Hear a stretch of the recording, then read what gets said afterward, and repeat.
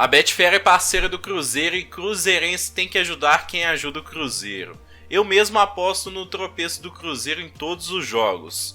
O time do Cruzeiro ganhando, eu vou ficar muito feliz. Já se tropeçar, lógico que eu não vou ficar feliz, né, turma? Porém, com dinheiro no bolso. Ou seja, eu não irei perder em nenhuma das ocasiões. Clica agora no link do comentário fixado e faça sua aposta com responsabilidade. Eu fiz esse exercício com o Fael aqui, recentemente no Fala e eu queria fazer com você. Tá. Que é... Hoje, você já teria uma lista de dispensa do Cruzeiro pensando na próxima temporada? Você já teria? Eu tenho 3 nomes que eu gostaria, que eu dispensaria. 3 nomes. O Gilberto, dispensaria. O Nicão, eu dispensaria. Né? E hoje, por mais que eu tenha defendido no programa em alguns momentos, mas eu acho que o ciclo do Machado no Cruzeiro já está no final. Seriam esses nomes assim de imediato. É lógico, a gente tem o Neres, que a gente não gosta, mas eu particularmente acho que ele evoluiu bastante. Né, você tem o Castan, que hoje tem sido, eu critiquei muito, mas hoje na zaga do Cruzeiro e tal, mas... Faria uma falta danada. Apesar o Castan não jogando hoje pelo Cruzeiro. Apesar de o zagueiro do Cruzeiro ter batido aquele lateral tosco nesse último jogo, horroroso. Tal, mas se você pensar para mim, virar para mim e falar assim, vários jogadores assim tal, numa desconstrução de elenco, hoje, dos titulares, eu ficaria com muito pouco. Talvez ficaria com o Arthur Gomes, manteria o Bruno Rodrigues por já ter ali uma condição de percentual, né, de direitos econômicos. Para surpresa de muitos, eu não dispensaria o Rafael Cabral, né, manteria o Marlon, manteria o William, mas colocaria uma sombra bacana. Palácios também não seria preferido no meu time, mas hoje, a minha lista de dispensa, hoje, 4 de setembro, né, de 2023. Hoje é 4, cara? 5 de setembro de 2023. Hoje, na minha lista de dispensa, estariam Gilberto, Nicão e Machado, que são jogadores que...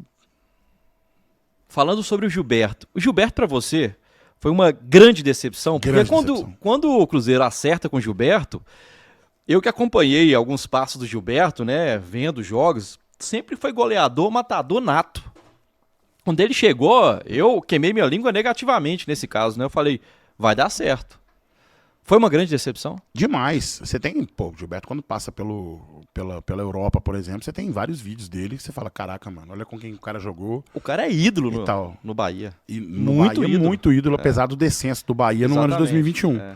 Né? E foi um cara que a gente via ele jogando 20, 21 no Bahia e falava assim, mano, esse cara tá voando. E no Cruzeiro ele não consegue ter isso. Chega ao ponto do camarada aparecer, o rosto dele no telão do Mineirão e a torcida, antes do jogo, sabe? O cara ser relacionado pro jogo, então... Muita frustração, gostaria muito que desse a volta na carreira, mas eu acho que hoje, se você relaciona até o Gilberto para um jogo como titular, nossa, é até perigoso. Pra gente continuar com o vídeo, confere aí se você tá inscrito no CDD. Mais de 70% do pessoal que assiste o canal não é inscrito. Se for o seu caso, já se inscreva, para não perder mais vídeos como esse. Mas a minha preocupação é com a página 2 do Zé Ricardo, porque a página 1 é 3 meses... contrato aí, tampão, para poder ficar e tudo. E aí o cara acaba indo bem. O Cruzeiro renova com ele pro ano de 2024, ou vira e fala assim, ó, obrigado pelos seus serviços prestados. Onde tem essa cláusula lá? Essa é a minha preocupação. É isso que eu tô preocupado. Zé Ricardo, ficou, beleza. E aí, começar... Porque isso pra mim foi vício de associação, da época de associação. Porque a SAF prega uma coisa de gestão eficiente e tudo, e de fato, salários estão em dia, né? Contas estão equacionadas. Não há o que falar nesse sentido. A organização que o Cruzeiro tem hoje em relação ao Cruzeiro do passado recente é... Agora, a tomada de decisão pro futebol tem sido muito ruim. E aí, a tomada de decisão nessa renovação de contrato do Zé Ricardo ou não? Tem essa garantia de, se você for bem, você continua? Porque se tiver isso, meu amigo, aí piora, triplica, talvez, a minha crítica ao Cruzeiro. Em relação a SAF do Cruzeiro, até aqui nesse balanço, obviamente que quando o Ronaldo chega e consegue ter a ascensão do clube é algo muito bom logo de cara, né? Mas em relação a esse trabalho do Cruzeiro para este ano, a expectativa era muito grande, você disse, o time volta à primeira divisão depois de 3 anos na Série B, mas esse ano, você acha que está sendo bem planejado o futebol do Cruzeiro? Independentemente das questões financeiras. Então, peço que você coloque esse contexto dentro da sua análise. Depois do que eu vi agora do Zé Ricardo, depois do que eu vi dos resultados, principalmente do que o Cruzeiro pensava como reforço, acho que não. Porque na hora que você... Até subiu um pouco a nota de corte com a chegada do Matheus Pereira, que infelizmente se lesionou. Né? Fez um bom primeiro jogo. Mas o Arthur Gomes... Ele e o Arthur Gomes ali é uma boa contratação. Muito bem. Né? Não tem o que questionar sobre isso.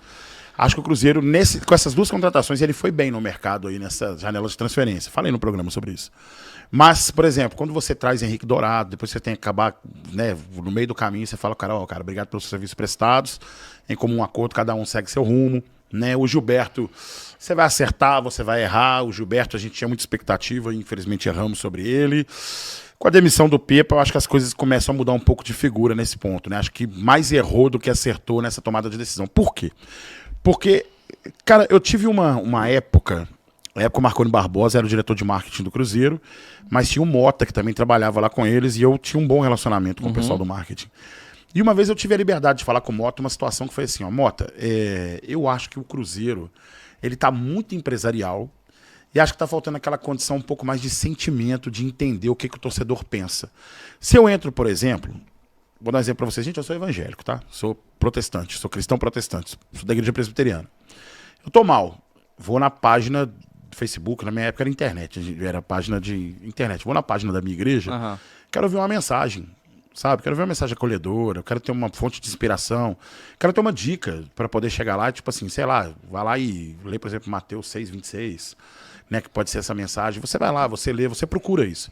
Se eu entro na página da igreja, se eu entro lá no meu, né, tudo e tá lá só assim, ó, compre o CD de fulano de tal, compre tal livro, compre aquilo e tal, é mais uma relação comercial do que uma relação propriamente, né, de crescimento em relação ao ser humano, né, de cuidado do ser humano. O clube de futebol, você tem que pensar exatamente dessa forma. Você tem que pensar assim na parte empresarial, mas tem que entender que cara, eu sou cruzeirense praticamente desde que eu nasci. A minha primeira lembrança é com 6 anos, mas é óbvio que meu pai fala comigo que antes dessa lembrança eu já era. Já vestia camisa, saía correndo pela casa, sabe? Falando errado, sabe? Tipo, Cruzeiro, sabe? Vi meu moleque ser assim. Se eu perguntar pro Samuel, sua primeira lembrança de Cruzeiro, ele tem a primeira lembrança dele. Eu tenho as minhas, ele como bebê também, assim como você. Mas eu tenho minhas lembranças como bebê. Ele tem as minhas lembranças dele como ser humano, né? E tudo. E aí você entra e tal. E eu vejo que o Ronaldo, ele meio que tá se lixando pra esse tipo de relação. Ele tá mais ligado pra relação, por exemplo, tipo comercial. Toda vez que ele aparece, ele não aparece pra poder dar uma satisfação pro torcedor. Ele aparece pra, gente, fazer o sócio, sabe? Com o número tal de sócio, a gente consegue fazer um time pro Cruzeiro, um time competitivo pro Cruzeiro.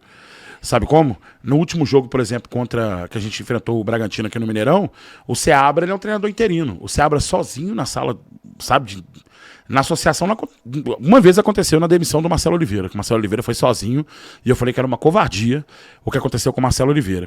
Ele tinha acabado de perder a mãe dele, teve um jogo contra o River Plate, de fato a situação já estava insustentável, em algumas condições, não tanto por culpa do Marcelo Oliveira, talvez, mas é porque ele pensava que o time podia jogar de uma forma, e uma coisa era jogar com o Ricardo Goulart, com o Everton Ribeiro, com o Ilha do Bigode e tal, e outra coisa era com o Arrascaíta começando na carreira ainda, o Marquinhos... Desculpem, o Leandro Damião. Era um outro time, não era a mesma configuração do time de 2013 e 2014 que a gente viu ser campeão de tudo. Era um time, né, que estava passando, a espinha dorsal tinha sido desmontada, né? Já não tinha mais o Lucas Silva, enfim. Já tinha desmontado tudo. Então eu trago isso pra hoje, né? Que eu falava isso com o Mota e com e com... Tá no América, gente. Acabei de falar o nome dele. Marconi. Com o Marconi Barbosa. Falava assim, cara, eu entro nas páginas do Cruzeiro, compra a camisa do Cruzeiro, faça seu sócio, sabe? Olha a nova camisa do Cruzeiro, olha isso, olha aquilo e tal. Não tem uma relação, sabe, do torcedor. Sabe, o torcedor não tem acesso. Coloca um torcedor nas redes sociais falando do que é o sentimento do Cruzeiro, do que ele realmente entende por que é ser Cruzeiro, o que é ser cruzeirense. Mostra a criançada, a molecada, entendeu? Mostra os bastidores do clube com o torcedor, com o jogador criando essa relação. Eu não via isso, eu não vejo isso. Eu olho lá e, tipo assim, vejo assim, nova camisa do Cruzeiro, terceira camisa homenageando o Tríplice Coroa, produto do Cruzeiro e tal, e etc. Fora polêmica de Raposão, polêmica disso, polêmica daquilo, e agora tomada de decisão de treinador. E aí na hora que o Ronaldo aparece numa live dele de sexta-feira, não é nem nas redes sociais do Cruzeiro, não é no YouTube do Cruzeiro, não é no Instagram do Cruzeiro, falando com o torcedor. E aí quando vem aquele meme, torcedores, calma. Pra mim, tem algum assunto que você curte bastante, que você pudesse, você passaria horas falando sobre esse assunto? Pode ser, sei lá, futebol, games, animes, empreendedorismo, qualquer coisa. Se a resposta foi sim, então você já tem 50% que você precisa para ter um canal de sucesso aqui no YouTube, mesmo que você não queira aparecer nem botar sua voz. Agora a tua missão é encontrar os outros 50%, que é aprender a criar títulos e capas chamativas para fazer com que as pessoas cliquem para assistirem seus vídeos. Aprender a criar um bom roteiro para fazer com que as pessoas fiquem do início ao fim do seu vídeo. Aprender a fazer com que o próprio YouTube divulgue teus vídeos de graça para você atingir mais e mais pessoas. Saber transformar o teu canal num verdadeiro negócio para conseguir monetizar ele mais rápido possível e todo mês colocar dinheiro no teu bolso, mesmo sem você aparecer. Enfim, tudo que você precisa agora é encontrar as melhores estratégias para criar, crescer e monetizar um canal sem aparecer. E se você quiser tudo isso de maneira simples e passo a passo, por só R$29 por mês, aperta aqui no primeiro link da descrição ou no comentário fixado que eu vou te ajudar.